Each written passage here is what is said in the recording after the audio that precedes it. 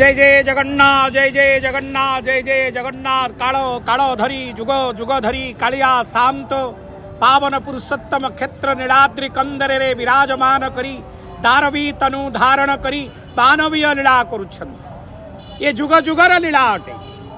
जेतबळे खरा होउची सेतबळे कालिया शांतंकु गरम होउची। चंदन चरचित नील कलेवर पीत वन वसन बनवाय चंदन लागी होउछन। प्रचंड ग्रीष्मर निदा गुरु रक्षा पाया पाई जल क्रीड़ा करुछन। जेतबळे गाधेई पडुछंती सेतबळे मध्य ज्वर आसी जाउछ, देह को पीड़ा आसी जाउछ। जेतबळे प्रचंड शीतर ग्रीष्मर शीतर लहरी रे समग्र भारत वर्ष कंपमान होउछ। कालिया शांतंकड़ शीत हबनी, शीत हब। तेणु कालिया शांत मार्गशीर मास शुक्ल पक्ष षष्ठी तिथि दिन महाप्रभुंकर अयमारंभ होता है। ओढ़ण षष्ठी पवित्र दिवस को ओढ़ण षष्ठी बोली कहा जाता है। यहाँ 12 मासर 13 जात कालिया शांतंकर एवं द्वादश यात्रा मानंग मध्यरु पवित्र ओढ़ण षष्ठी मार्गशीर शुक्ल षष्ठी तिथि प्रभुंकर द्वादश यात्रा मानंग मध्यरु अन्यतम यात्रा एवं महाप्रभु आज माने मार्गशीर शुक्ल षष्ठी तिथि टारू माघ मास शुक्ल चतुर्थी पर्यंत दीर्घ 2 मास धरी महाप्रभु घोड़लागी वेशरे श्रृंगार हुवन्ति। ए घोड़लागी अर्थात महाप्रभु जेतबळे मार्गशीर शुक्ल पंचमी दिन महाप्रभु शीत ऋतु सहित युद्ध करथिले एवं शीत ऋतु सहित युद्ध करी शीत ऋतुर प्रार्थना रे से शीत ऋतु ठारू पराजय वर्ण कले।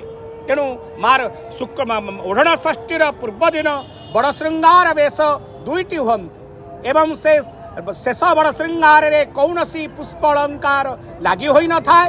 महाप्रभु जीन जीन पतनी वस्त्र परिधान करी शीत सहित युद्ध करिथांती एवं घोड़लागी पाई महाप्रभुंकर उक्त घोड़ प्रस्तुत होई भोग मंडप घरे अधिवास होई रहिथांती। मार्गशीर मास शुक्ल पक्ष षष्ठी तिथि आज रे पवित्र दिवस रे सकाळ धूप पूजा बढ़ी सारिबा परे उक्त घोड़ तलुछ पटुआर सहित श्रीमंदिर को 3 बार बेढ़ा परिक्रमा करिवे।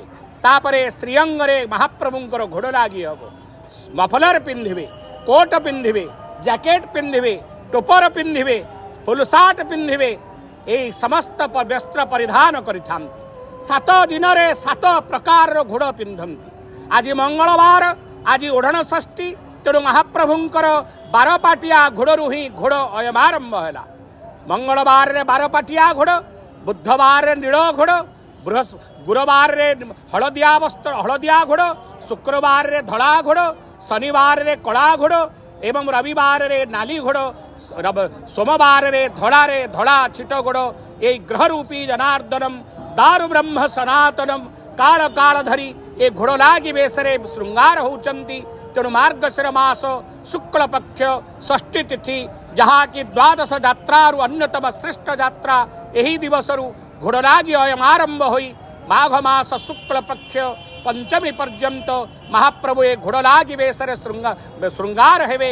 ए घोड़लागी वेशरे प्रभु को दर्शन कले एवं समस्त ग्रह पीड़ारु 7 ग्रहंकर विषावरे महाप्रभु विराजमान करंती। तेणु महाप्रभु को दर्शन कले त्रिताप दुखरु मनुष्य उद्धार पाई थाए। समस्त कल्याण प्रभु करिथांती। प्रभुंकर वेश ए घोड़लागी वेश आज रे पवित्र ओढ़ण षष्ठी रे प्रभु को दर्शन चिंतन द्वारा त्रिताप दुखरु मनुष्य उद्धार पाई थाए। जय जगन्नाथ।